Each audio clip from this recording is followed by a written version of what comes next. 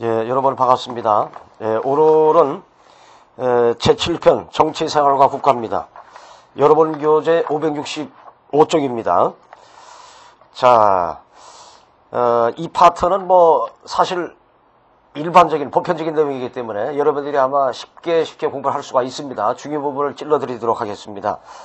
자, 1장에서 현대정치 과제에서 현대사회의 특성과 정치에서 1번에 전통적 정치 과정과 현대 정치 과정에 비교해서 나와 있죠.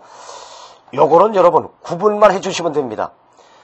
전통적 정치 과정하고 현대 정치 과정 구분만 하시면 되는데 포인트가 있습니다. 이 전통적 정치 과정은 교재를 보시면 지배자의 통치 행위로 이해된다. 그거 좀 밑줄여 놓으세요. 그러면서 입법부, 사법부, 행정부라고 하는 어떤 기관을 중심으로 해서 이루어진다. 그렇죠. 국가기관 중심. 그거 밑줄 하시고요. 그러면 이제 현대정치 과정. 이건 반대로 생각하시면 됩니다. 자, 보시면 위로부터의 통치와 아래로부터의 반응으로 이해된다. 그거 좀 밑줄여 놓으시고요. 그러면서 정당, 언론단체, 이익집단, 시민단체라고 하는 자, 밑줄부터 해볼까요? 다양한 집단의 상호작용이 중요해진다. 그러니까 전통적 정치 과정은 다분히 국가가 알아서 후드로 팬 겁니다. 그러나 이제 오늘날 현대 정치 과정에서는 금방 우리가 이제 밑줄 했습니다만은 위로부터의 통치하고 아래로부터의 반응이라고 했잖아요. 국가하고 우리 사회의 다양한 집단하고 서로 유기적으로 협심을 해서 진행을 해 나간다라고 하는 것입니다. 자, 그다음에 이제 이번에 현대사회 정치 특징 이건 여러분들이 편안하게 읽어보시면 되겠고요. 그 다음에 밑으로 내려오셔서 정치와 정치 권력이 나와 있죠. 자, 정치라고 하는 거, 이 광의의 정치하고 협의의 정치, 요거 이 구분하는 게 중요합니다. 광의라고 하는 것은 넓은 광자지요.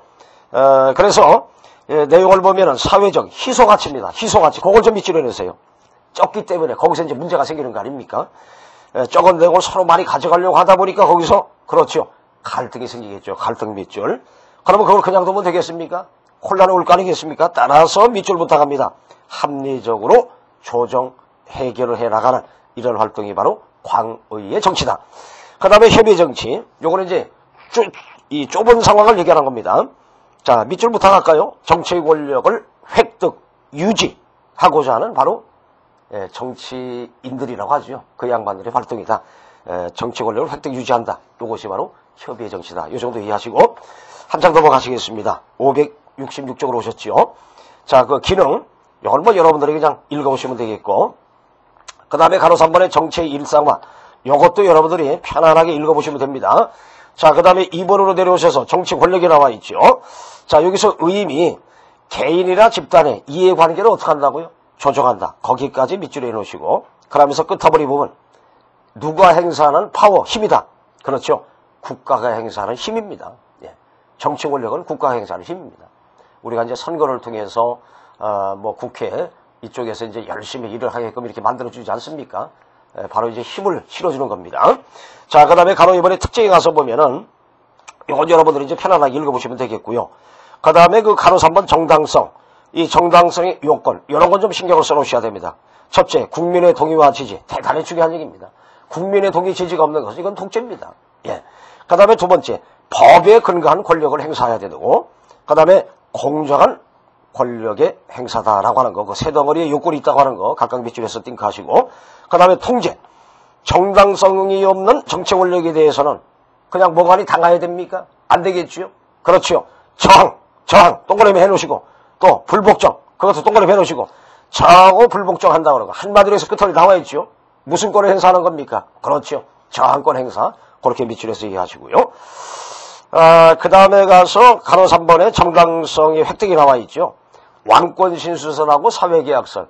그 포인트만 좀 찔러놓읍시다. 이 왕권신수설은 왕의 권한을 누가 부여했다고요? 그렇죠. 신이 부여했다고 하는 거. 신. 그거 하나 밑줄. 그 다음에 사회계약설의 포인트는 계약입니다. 거기 나와 있죠. 국가는 시민들의 계약. 시민들의 계약, 그거 밑줄. 계약을 누가 했느냐? 시민들이 계약했다고 하는 거. 그 계약은 바로 시민들이 이제 합의, 동의를 해줬다라고 하는 겁니다. 우리가 이제 사회계약서를 주장한 사람들 세 분이 있죠. 홉스, 로크, 루소. 그 정도 간단하게 이해하시면 되겠습니다. 자, 그 다음에 이제 통치기구와 권력 분립에서 자, 이 권력 분립은 너무나 중요합니다. 별표 하나 부탁드리겠습니다. 아주 완결해 놓으세요. 일단 의의를 보시면 국가 권력을 어떻게 하는 겁니까? 그렇죠. 분산시키는 겁니다. 예. 분산시킨다. 어떻게? 입법부, 행정부, 사법부 이렇게 이제 분산시키는 겁니다. 왜? 왜 분산시키겠어요? 분산을 안 시키면 한쪽에서 어떻게 합니까? 권력이 집중되면 국민들이 자유롭겠어요? 그 집중된 권력이 바로 국민들의 자유를 억압하고 짓밟고 하는 그런 문제, 독재로 향할 수가 있기 때문입니다. 그래서 이제 목적이 있잖아요. 절대 권력과 자의적 권력 행사를 방지하는 자 후반부 밑줄 부탁합니다. 견제와 균형이라고 하는 것을 목적으로 해서 권력을 분립한다. 입법, 사법, 행정을 3쿠션으로 찢어놓는다 이런 얘기입니다. 자, 그래서 우리나라는 지금 그게 되고 있습니다. 자, 그래서 이제 통치국에 가서 보면은 입법부가 나와 있죠. 이 입법부는 바로 국회를 얘기하는 겁니다. 법을 만드는 장소입니다. 그래서 역할 나와 있죠. 법률의 제정과 개정. 그거 좀 밑줄 부탁합니다. 뭐 구성은 뭐 국회의장, 부의장, 국회의원들로 구성된다는 거. 이런 뭐 기본적이고 역할이 중요합니다. 한 장 넘어가겠습니다. 자, 견제가 보이죠. 요 견제 조그만 별표 하나 해놓으세요. 중요합니다. 국정감사권, 탄핵, 소추권을 통해서 어떤 분을 견제합니까? 행정부를 견제한다. 그건 뭐 실과 반열입니다, 여러분. 행정부를 견제하는 그런 그 권한이 뭐냐? 국정감사권, 탄핵, 소추권이다. 그거 아주 세트화해서 띵크를 하시고요. 그 다음에 또 있죠. 대법원장 임명 동의권을 통해서 어떤 분을 견제한다? 사법부를 견제하는 거 아니죠. 사법부를 견제하는 것은 대법원장 임명 동의권이다. 이렇게 또 세트, 그 이해를 분명히 해놓으시고, 그 다음에 이제 그 4번의 정치 참여자와의 관계, 요건 여러분들이 편안하게 읽어주시면 되겠고요. 그 다음에 행정부로 갑니다. 역할. 이 행정부는 바로 이제 우리 정부를 얘기하는 겁니다. 거기 보시면 역할이 나와 있죠. 국회에서 법을 이제 제정하잖아요. 그것을 행정부는 어떻게 한다? 집행하는 겁니다. 법을 집행한다라고 하는 거, 그거 좀 밑줄해 놓으시고. 그래서 이제 구성에 이제 뭐 대통령, 국무총리, 각부 장관들이 쭉 나와 있고요. 자, 여기도서 3번에 그 견제 있잖아요. 여기다 별표를 조그맣게 해 놓으시고. 법률안 거부권으로 어떤 분을 견제한다? 입법부를 견제한단 말이죠. 예? 국회를 견제하는 겁니다. 국회에서 법을 만들었잖아요. 근데 이게 행정부에서 도저히 법을 집행하는데 걸림돌이 돼요. 그럴 때는 그것을 견제할 수 있다는 얘기입니다. 뭘로? 법률안 거부권으로. 법률안 거부권이 있고 입법부 견제. 이렇게 세트화하시고. 그 다음에 또 대법관 임명권을 통해서 어디? 그렇죠. 사법부를 견제한다. 그러니까 사법부 견제 이퀄 대법관 임명권. 이렇게 이제 연결해 놓으시고요. 그 다음에 이제 정치 참여의 관계. 요거 여러분들이 또 편안하게 읽어주시고요. 그 다음에 사법부로 내려오시면 역할. 법률을 해석 및 적용한다는 거. 그 정도만 밑줄여 놓으세요. 바로 법원을 얘기하는 것이죠. 그러면서 구성, 뭐 지방법원, 고등법원, 대법원, 뭐 행정법원 등이 있다는 것이고. 자, 여기도 이제 견제. 거기다 별표를 하나 해놓으시고. 위헌법률 심사 제청권으로 입법부를 견제한다는 얘기입니다. 그러니까 입법부 견제 이꼴 위헌 법률 심사 제청권. 이렇게 이제 세트. 그 다음에 명령규칙 처분 심사권을 가지고서 어디를 견제? 그렇죠. 행정부를 견제한다. 행정부 견제 이퀄 명령규칙 처분 심사권. 이렇게 세트화 해놓는 거. 그 부분이 중요합니다. 하여튼 뭐, 입법부, 행정부, 사법부. 전부 다 이 견제가 다 중요하다고 하는 거. 역시 사법부에서도 4번의 정치 참여자의 관계 여러분들이 편안하게 읽어주시면 되겠습니다. 자, 그 다음에 이제 정치 과정과 정치 참여로 내려오셔서 정치 과정의 개념. 자, 요건 뭐, 그 개념은 여러분들이 편안하게 읽어주시고, 그 과정이 있잖아요. 이 3쿠션입니다. 투입, 산출, 완료. 요것이 피드백으로 해서 진행이 됩니다. 피드백. 예. 그 돌고 도는 물레방아 인생 그 노래 있지 않습니까? 바로 그겁니다. 그렇게 해서 이해하시면 되는 겁니다. 그 투입, 산출, 완료. 예, 요것이 이제 계속해서 돌고 돌아간다. 그렇게 하고서 나머지 내용은 여러분들이 읽어주시면 되겠습니다. 자, 한 장 더 모셔서 특징이 보이죠? 요 특징도 여러분들이 편안하게 좀 읽어보시면 되겠습니다. 뭐 역동적인 상호 과정의 측면으로서 이해한다 하고 뭐 다양한 집단 간의 경합 과정 또 행정부 중심의 정책 결정 쭉 나와 있는데 여기서 하나만 좀 짚고 넘어갈게요. 가로 3번의 행정부 중심의 정책 결정이라고 하는 거 그건 좀 밑줄 좀 부탁합니다.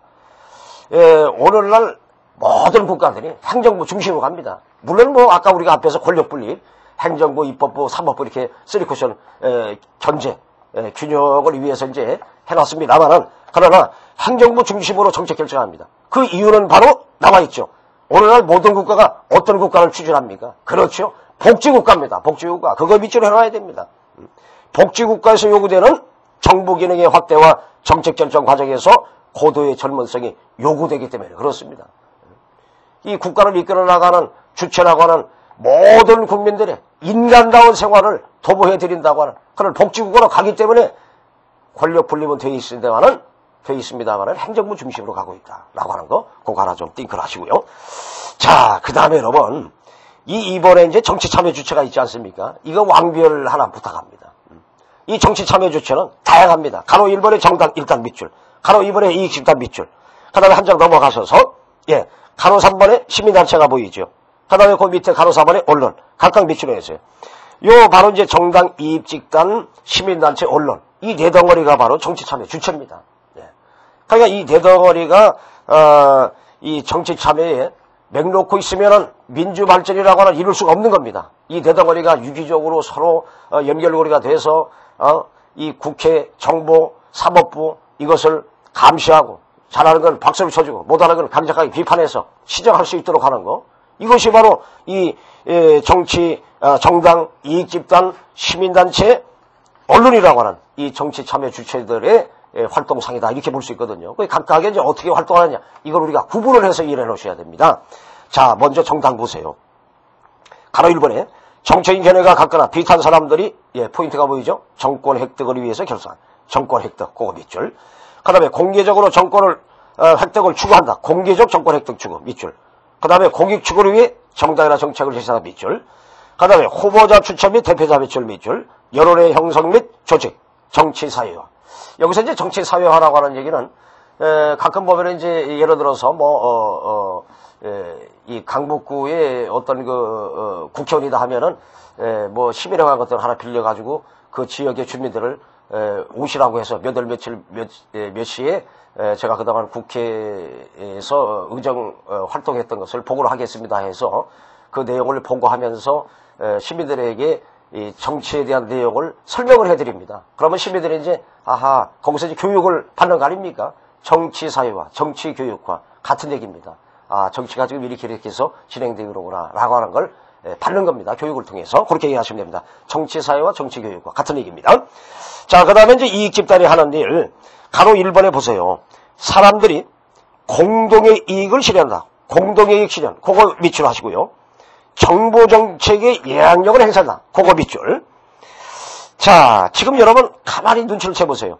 정당이나 이익 집단의 공통점 공익 추구라고 하는 겁니다. 공익 추구.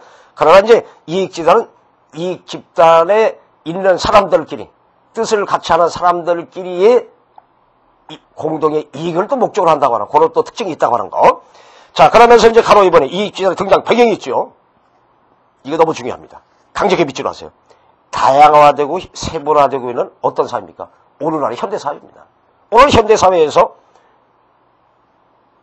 같은 뜻을 가지고 있는 그 양반들, 그 집단끼리의 이익을 실현하기 위해서 이 양반들이 뭉친 겁니다. 자, 그래서 이제 목적이 있죠. 이 이익 집단의 목적이 뭐냐? 그들 집단만의 특수 이익을 실현하기 위한 것이다. 라고 하는 겁니다. 뭐 약사회는 약사들의 집단의 이익, 의사회는 의사들의 집단의 이익, 선생들은 선생이라고 하는 그 특수 집단의 이익, 노동자는 노동자라고 하는 그 특수 집단의 이익, 뭐 그렇게 해서 이해를 하시면 되겠습니다. 자, 그 다음에 이제 기능에 가서 보면은 순기능과 역기능이 있죠. 이 순기능, 역기능을 여러분들도 구분을 해서 이해하는 게 중요합니다. 순기능, 자, 네 덩어리가 있죠. 소수의 권익을 보호하고 특수 계층 및 집단 이익의 실현을 위해서 정치적 압력을 행사하고, 그 다음에 이익 추구 과정에서 시민들에게 정치 문제의 정보를 전달하고, 또 시민사회의 다양한 이익을 대변합니다.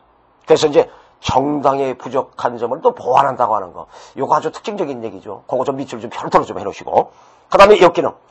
이 다양한 집단들이 자기 이익을 과도하게 주장하면 일단 밑줄 하시고.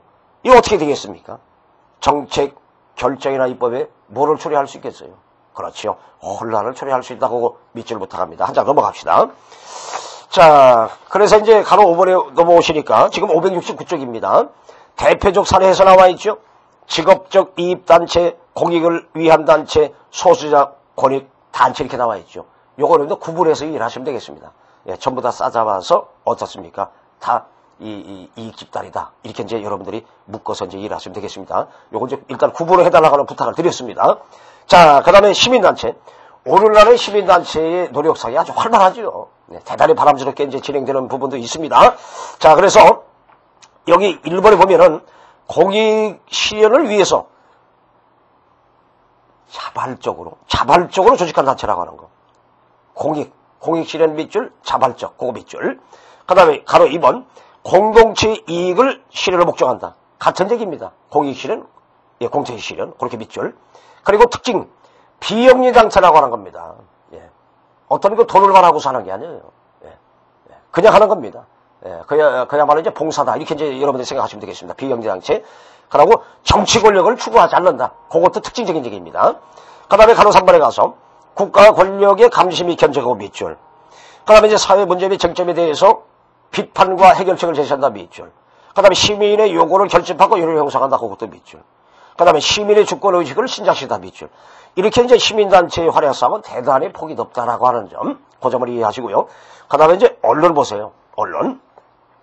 사실 여러분 우리가 입법부, 행정부, 사법부, 요게 이제 3권 이렇게 하는데, 사실 언론까지 해서 사법 이렇게도 얘기를 합니다. 뭐 참고해 놓으시는데, 그만큼 언론이 중요하다는 얘기인데요.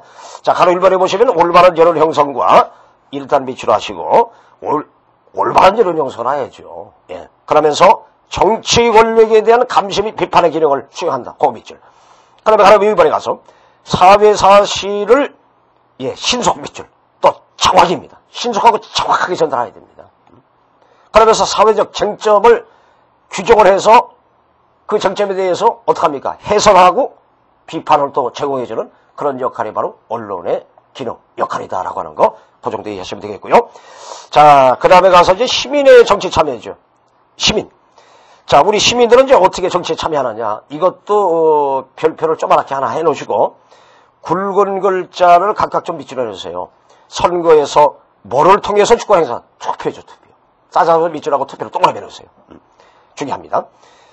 그래서 그 내용을 보면은 선거에 참여해서 대표자 선출하는 것은 대의민주 정치에서 가장 기본적인 방법이라고 하는 거. 그 후보 한번 좀 밑줄여 주세요.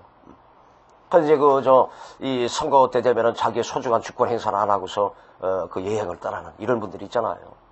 가장 기본적인 방법이라고 하는 이걸, 완전히 저버리는 겁니다. 나의 주권을 포기하는 안타까운 상황이죠. 자, 그 다음에 가로 2번에 시민단체와 시민운동을 통한 의사를 표출한다. 그거 좀 밑줄 하시고요.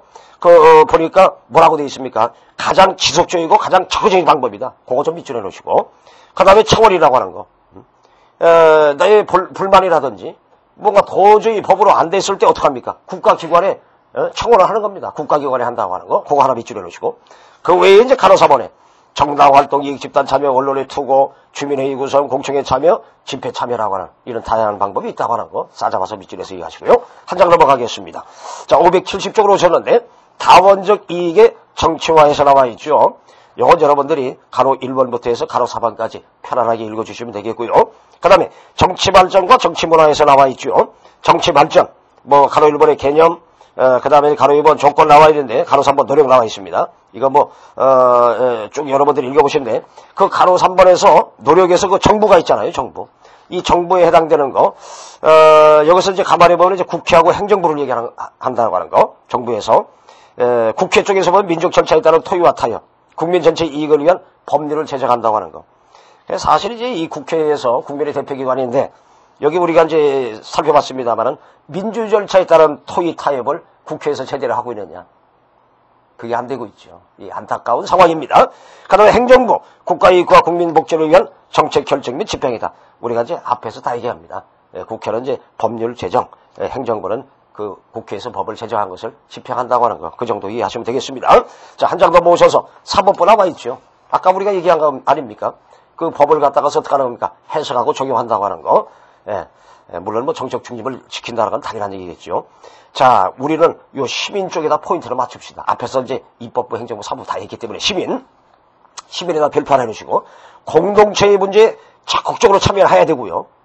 그렇게 해야 우리의 공익을 달성할 거 아닙니까? 그 다음에 특히 여러분 이 동그라미 2번을 좀 별표 부탁합니다.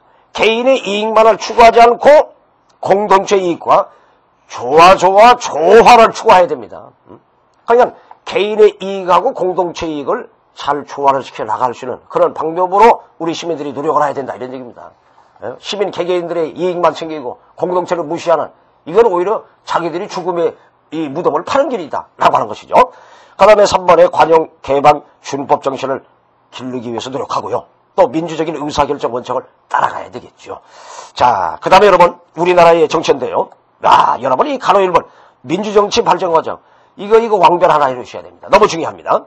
이 민주정치 발전을 위해서 우리 그 시민들이 정말로 이 엄청난 목숨과 피를 흘린 겁니다. 60년대 이후부터 쭉 나와 있죠.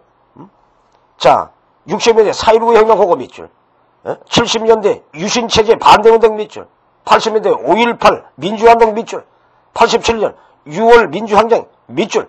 그러니까 4.19 혁명, 유신체제 반대운동, 5.18 민주화운동, 6월 민주항쟁. 이 네 덩어리의 공통점은 전부 여러분들 읽어보면은 끄트머리에 대항, 저항 나와 있죠. 공통점 바로 저항입니다. 뭐를 위한? 그렇죠. 민주정치 발전을 위해서 우리 시민들이 강력하게 나가자, 이기자, 싸우자 말이죠. 저항을 했다고 하는 그 공통점이 있습니다. 예, 됐죠?